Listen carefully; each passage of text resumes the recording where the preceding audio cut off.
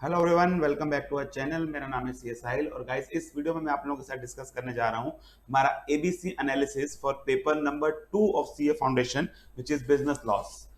Business loss की हम बात करें तो जैसे आप सब जानते हैं 60 मार्क्स का एग्जाम है, 5 टोटल एक्ट हैं और इस समय एग्जाम से जस्ट कुछ दिन पहले, जो ये मैं कहूँ कि 15-20 दिन रह गए हैं, सबसे ज्यादा जो हमारे पास डाउट आते हैं स्टूडेंट्स के वो जनरली ये रहता है कि सर कुछ इंपॉर्टेंट टॉपिक्स बता दीजिए, कुछ इंपॉर्टेंट एरियाज बता दीजिए जहां से अगर हम पहले कवर कर लें तो हमारा एग्जाम में अच्छा स्कोर करने की प्रोबेबिलिटी बढ़ जाएगी। इन अदर वर्ड्स आप मुझसे इंपॉर्टेंट टॉपिक्स मांगते हैं।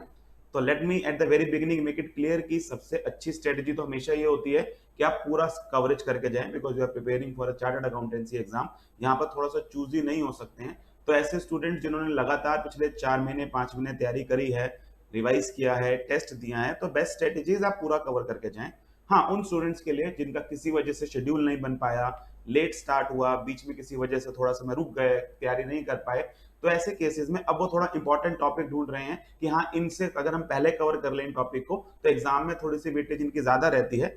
इस वजह से मैं आप लोगों के साथ लाया हूँ ये एबीसी एनालिसिस, जहां हमने पूरे के पूरे सिलेबस को, अपने बिजनेस लॉस के सिलेबस को 3 कैटेगरी में डाल लिया है। कैटेगरी ए में ऑब्वियसली वो टॉपिक्स आएंगे जो हेवी वेटेज रखते हैं एग्जाम के अंदर, काफी इंपॉर्टेंट एग्जाम के पॉइंट ऑफ व्यू से, वहां से आने की प्रोबेबिलिटी भी ज्यादा रहती है, वेटेज भी ज्यादा रहती है। फिर बी कैटेगरी में मॉडरेट वाले रहेंगे। मॉडरेट का बिल्कुल मतलब नहीं है कम आते हैं, हाँ ये है कि कभी आते हैं कभी नहीं आते हैं, तो ऑलमोस्ट 60-40 वाला चांस होता है कि हाँ 60% उनमें से क्वेश्चन आता ही आता है, कई बार नहीं भी आता है। एंड देन कैटेगरी सी, जहां पर मैं ये कह सकता हूं कि कम आने के चांसेस रहते हैं, टॉपिक वैसे भी बड़े इजी हैं, इंट्रोडक्शन वाली बातें हैं हर एक्ट की, तो उसको मैंने कैटेगरी सी के अंदर रखा है। इससे पहले मैं एबीसी एनालिसिस पे आऊं, मैंने आज से कुछ समय पहले आप लोगों के साथ इस चैनल पर एक वीडियो शेयर किया था थ्योरी वर्सेस केस स्टडी नाम से, जहां पर मैंने एग्जाम के क्वेश्चन पेपर के पूरे पैटर्न को इन डेप्थ आपके साथ डिस्कस किया था कि हमारे पास 6 क्वेश्चन होते हैं, पहला कंपलसरी होता है, उसके अंदर 4 पार्ट्स होते हैं, कौन सा पार्ट किस एक्ट से होता है, कहाँ कौन सा क्वेश्चन थ्योरी होता है, कौन सा केस स्टडी होता है, तो पूरे डिटेल में मैंने आपको कवर किया था। ऊपर ऊपर से थोड़ा सा दोबारा बता रहा हूँ कि टोटल 5 एक्ट है हमारे पास।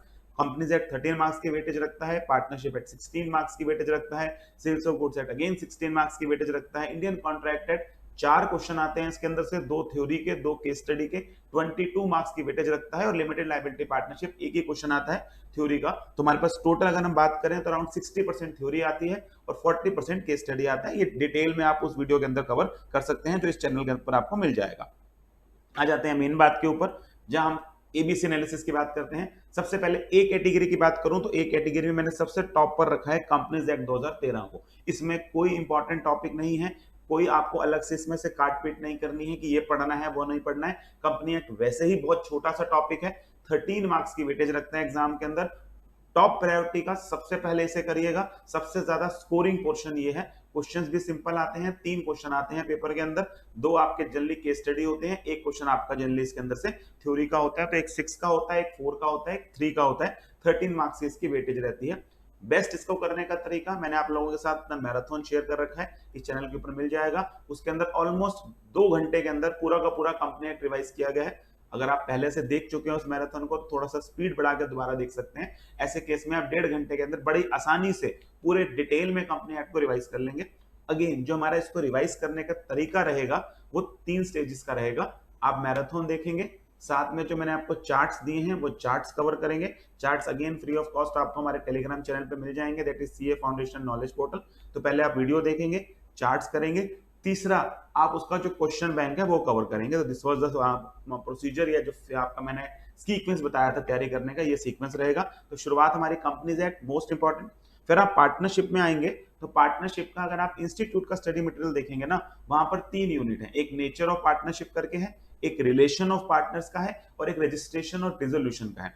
इसमें जो टॉप प्रायोरिटी, इसमें सबसे ज्यादा क्वेश्चन आते हैं, that is relation of partners, जो सेक्शन 9 से लेकर 38 तक कवर करता है। इसको आप टॉप प्रायोरिटी पर रखेंगे, ये ए कैटेगरी का है। यहां भी अगर मैं बहुत स्पेसिफिक होकर बात करूं तो सेक्शन 29 से लेकर 38 तक, जिसको मैंने क्लास में रिकॉन्स्टिट्यूशन का नाम दिया था, जहां transfer of partners interest, minor, incoming, outgoing, या retirement, expulsion, insolvency, death, outgoing partner का कंपीटिंग बिजनेस करने का राइट, उसका शेयर ऑफ प्रॉफिट या एक इंटरेस्ट वाला जो पार्ट था, रिवोकेशन ऑफ कंटिन्यूइंग गारंटी, इस तरह के टॉपिक है।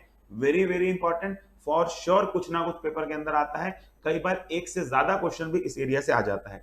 उसके अलावा बाकी बचे में बात करूं, जो आप 9 से 20 कह रहे हैं, वहां पर इंप्लाइड अथॉरिटी का क्वेश्चन इंपॉर्टेंट है, इंप्लाइड अथॉरिटी के ऊपर रिस्ट्रिक्शन का क्वेश्चन इंपॉर्टेंट है, कोई मिस एप्लीकेशन फ्रॉड करता है आपका पार्टनर आपके बिहाफ पर या आपके कोर्स ऑफ ड्यूटी में एक्ट करते हुए उसकी लाइबिलिटी, वो इंपॉर्टेंट है। तो वो आपके इंपॉर्टेंट एरियाज हैं। तो 9 से 20 38 ये वाला पोर्शन पूरा डिटेल में कवर करके जाना है।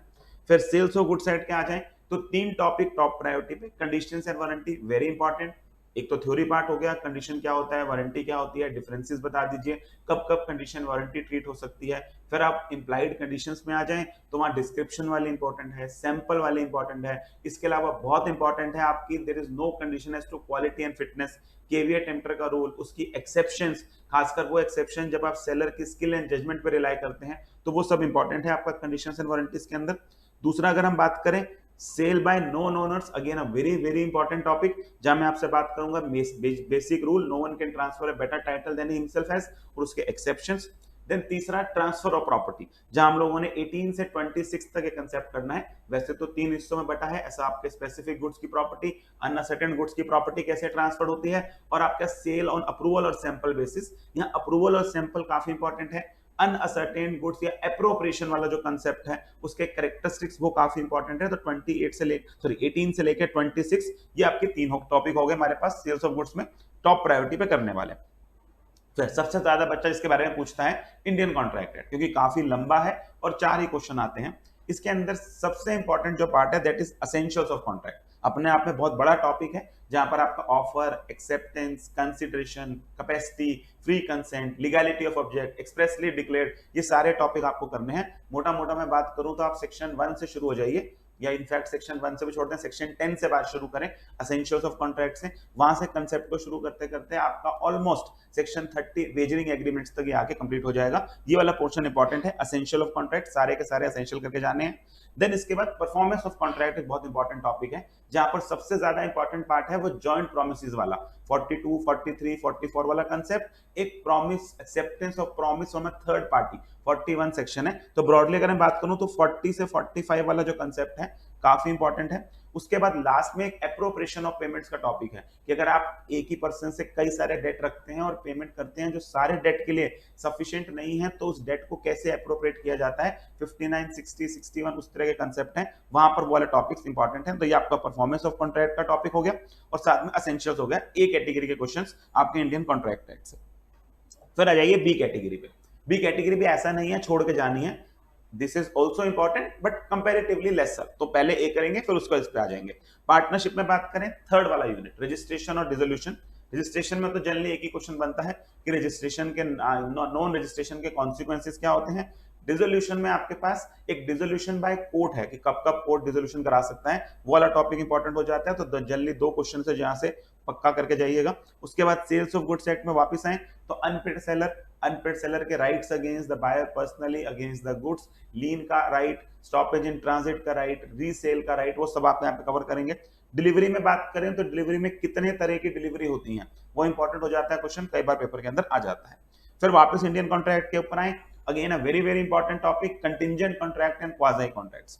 जब भी आता है बेटा, एक तो इसके अंदर खासियत ये है जो 7 मार्कर क्वेश्चन होता है ना, उसके अंदर बड़ी आसानी से आ सकता है कि वो सारे के सारे क्वाजी कॉन्ट्रैक्ट्स या कंटिंजेंट कॉन्ट्रैक्ट की परफॉर्मेंस के रूल्स आपसे पूछ ले, तो उस पॉइंट ऑफ व्यू से इंपॉर्टेंट हो जाता है। और दूसरा मैं बात करूं तो ब्रीच ऑफ कॉन्ट्रैक्ट और उसकी रेमेडीज, या वो ordinary damages, special damages, quantum merit पर शॉर्ट नोट आ जाता है, उसके बाद स्पेसिफिक परफॉर्मेंस पर शॉर्ट नोट आ जाता है, तो वो वाला टॉपिक आपको कवर करके जाना है। ठीक है जी, ये हो गई आपकी बी कैटेगरी। अच्छा, मैं ए कैटेगरी की वेटेज की बात करूं कि कितने पे एग्जाम में आ जाएगा, तो मिनिमम 40 मार्क्स की आउट ऑफ वो 72 जो भी चॉइस आता है लॉ, उसमें से बात कर रहा हूं, 40 से 45 तक बड़ी आसानी से आपको पेपर के अंदर ये मिल जाएगा। ऐसी बी कैटेगरी की बात करूं तो ये 20 से लेकर 25 तक आसानी से अंदर एग्जाम को मिलेगा आपको, तो अराउंड 60 मार्क्स का तो ये हो ही गया।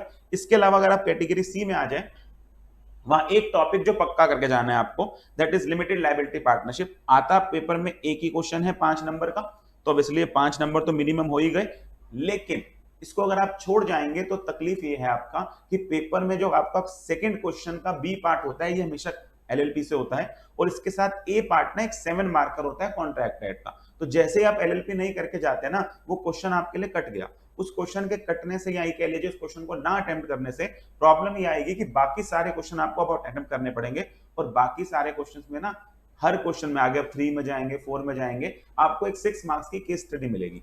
कई बार वो केस स्टडी ना थोड़ी सी टेक्निकल होती है, खासकर सेल्स ऑफ गुड्स सेट की कई बार मैं बोलूं तो कई बार बच्चे को समझ नहीं आती है। तो बेटर ऑप्शन ये होता है कि अगर आप एलएलपी कर जाते हैं और एक आधी केस स्टडी आपको नहीं समझ आ रही, नई लग रही है कि हाँ कुछ नया फैक्ट्स आ गए हैं, मैंने ऐसी केस स्टडी पहले नहीं पढ़ी है क्वेश्चन बैंक में, तो उस जगह पर आपको ये क्वेश्चन 2 बहुत हेल्प करता है कि 7 मार्क्स का थ्योरी का क्वेश्चन होता है, सीधा सीधा कॉन्ट्रैक्ट एक्ट का लिमिटेड क्वेश्चन है जहां से वो आ सकता है, 5 नंबर का एलएलपी का। और इनफैक्ट एलएलपी करने का बेस्ट स्ट्रेटेजी तो एक ही है, आप इसका मैराथन देख लीजिए, लगभग 1.5 घंटे का मैराथन है, और साथ में क्वेश्चन बैंक कर लीजिए। क्वेश्चन बैंक में से ही लगभग 100% कवरेज हो जाएगी, आप आसानी से इसका क्वेश्चन पेपर में अटेम्प्ट कर लेंगे। ठीक है जी। उसके बाद कैटेगरी सी में जो आपके 3 एक्ट हैं, sales of goods act, partnership और कॉन्ट्रैक्ट एक्ट, उनका जो इंट्रोडक्शन चैप्टर है जहां उनके बेसिक बताए गए हैं, जैसे सेल्स ऑफ गुड्स एक्ट में कॉन्ट्रैक्ट ऑफ सेल होता क्या है, तो सेल हो सकती है, एग्रीमेंट टू सेल हो सकता है, दोनों में डिफरेंशिएट करना, एक एग्रीमेंट टू सेल सेल कब बन जाता है, कितने तरह के गुड्स होते हैं, पेरिशिंग की बात की गई थी उनकी, वो सारे कंसेप्ट हैं, तो वो एक बार आपसे यहां से रीड करेंगे।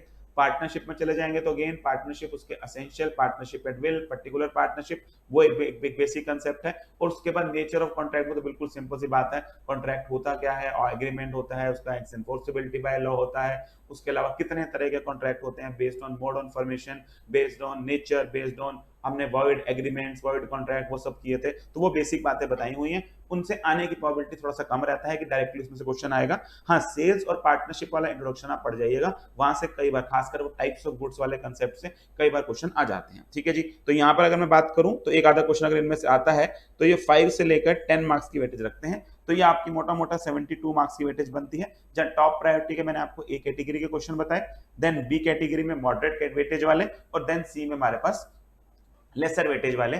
लेसर वेटेज का ये बिल्कुल मतलब नहीं है आप इसे छोड़ जाएंगे, ये बस प्रायोरिटी है कि हाँ आपने अभी तक अगर बिल्कुल लिमिटेड से टाइम में अब आप सिलेबस तैयार करने बैठ रहे हैं तो इस सीक्वेंस में तैयारी करेंगे तो एटलीस्ट आपको ये होगा कि थोड़ा सा टॉपिक अगर रह जाएगा सिलेबस मेरा करने में तो कम से कम वो सी कैटेगरी वाला टॉपिक रहे, ए और बी वाले में सारे कवर कर जाऊं। ठीक है जी। तो ये था हमारा ABC analysis. I hope video आप लोगों के लिए बेनिफिशियल रही होगी। इसी चैनल के ऊपर ऑलरेडी लॉ के रेस्पेक्ट में कई सारा कंटेंट आपके पास अवेलेबल है, मैराथन अवेलेबल है जहां सारे पांचों के पांचों एक्ट इन डिटेल हमने कवर किए हैं, कलर्ड चार्ट्स के थ्रू किए हैं। चार्ट्स आपको हमारे टेलीग्राम चैनल पे, इनफैक्ट उस वीडियो के नीचे ही लिंक मिल जाएगा, आप टेलीग्राम चैनल से जाकर डाउनलोड कर सकते हैं। उसके अलावा मैंने आपको एक रिवीजन प्लान बताया था, हमारा टेस्ट सीरीज चल रहा है। हाँ, इसके बाद एक काम आप और कर सकते हैं कि अगर आप ये वीडियो अभी आजकल में ही देख रहे हैं और आपकी तैयारी हो जाती है उससे पहले, तो 11 जून को हमारे पास एक फुल सिलेबस टेस्ट है जो हम एवीजे एकेडमी में कंडक्ट करेंगे।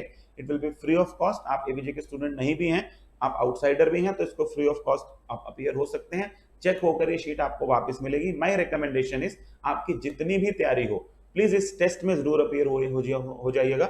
एक तो आपका लॉ का सारा समय कवर होगा, साथ में बीसीआर भी कवर होगा, कई इससे पॉजिटिव निकल के आएंगे। आपको पेपर में 3 घंटे में आप कितना अटेम्प्ट कर पाते हैं वो समझ आएगा कि पेपर के पैटर्न अटेम्प्ट करने में आप क्या क्या गलती करते हैं, कितने क्वेश्चन आप वहां पे याद कर पाते हैं। तो कई जैसे कहते हैं ना मॉक टेस्ट देके जाना बहुत जरूरी है, तो ये एक तरह का मॉक टेस्ट है। तो 11 जून को ये रहेगा, आप इसके अंदर अपीयर हो सकते हैं। ठीक है जी। इसके अलावा मैंने आपको बताया जी मैराथन है हमारे चैनल पे, आप वो देख सकते हैं, रिवीजन प्लान है वो देख सकते हैं, केस स्टडी और थ्योरी में कितने क्वेश्चन आते हैं वो हो गया। उसके अलावा ये मैंने आपके साथ कवर कर लिया एबीसी, और आने वाले कुछ दिनों में और बहुत सारा यूजफुल कंटेंट जैसे कि लास्ट डे रिवीजन का प्लान, 3 घंटे में पेपर कंप्लीट करने के लिए किस तरह से स्ट्रेटेजी बनानी चाहिए, इस तरह के टॉपिक्स के साथ जल्दी इस चैनल पे मैं आपको मिलूंगा। बने रहिए इस चैनल के साथ। Till the next video, take care, good bye, all the very best for exams.